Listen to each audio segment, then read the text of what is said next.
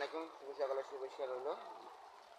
তো আপুরা ভাইয়ারা, কার কোন জেলায় বৃষ্টি হইতেছে একটু কমেন্টে জানাবেন। আমাদের চট্টগ্রাম মধ্যম হালিশহর 38 ওয়ার্ড সাগরপাড়, ডুমপাড় থেকে সাগরপাড় পর্যন্ত গোড়া রোড জাম। আমরা অফিসে যাচ্ছি সকালবেলা। আমাদের কর্মজীবন আমরা যাই পৌঁছতে পারতেছি না, এই বৃষ্টির কারণে পানি উঠে গেছে।